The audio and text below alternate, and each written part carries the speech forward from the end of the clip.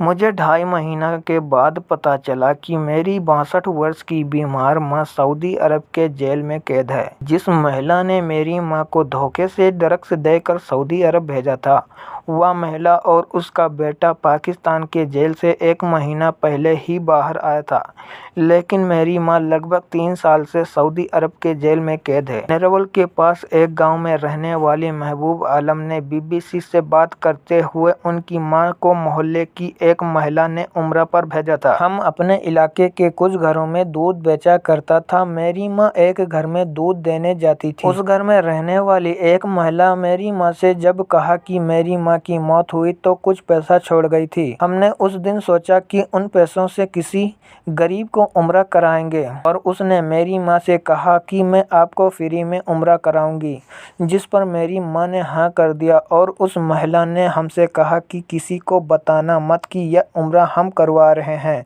क्योंकि मैं यह नेकी को बर्बाद नहीं करना चाहता हूँ। लेकिन जाने से पहले वह हमारे घर में कुछ सामान लेकर आया और कहा कि यह मेरे बहनोई का सामान है जो कि सऊदी अरब में आपसे लेने आएंगे। महबूब आलम ने बताया है कि उन्होंने उस सामान की तलाशी लिया जिसमें कुछ कपड़ा था। कुछ दिन के बाद जब मेरी मां सऊदी अरब जाने के लिए एयरपोर्ट पर पहुंची तो वहां पर महिला मिलने आई और अपने साथ में एक हलवा का डब्बा भी लाई थी। उसने कहा कि यह भी रख लो। मेरी मां की फ़्लाइट का समय हो रहा था और हमने वह डब्बा खोलकर देखा तो उसके अंदर हलवा था। उन्होंने बताया है कि उनकी मां उम्रे के लिए सऊदी अरब चली गई और फिर उनसे संपर्क नहीं हो पाया। उन्होंने बताया है कि उनकी मां उम्रे के लिए सऊदी अरब चली गई और फिर उनसे संपर्क नहीं हुआ। हमने 2.5 महीना बहुत परेशानी से गुजारा है क्योंकि उनका कुछ पता नहीं चल पा रहा था। कुछ समय बाद मुझे एक फ़ोन आया और किसी महिला ने पूछा कि जमीला बीबी आपकी क्या लगती है।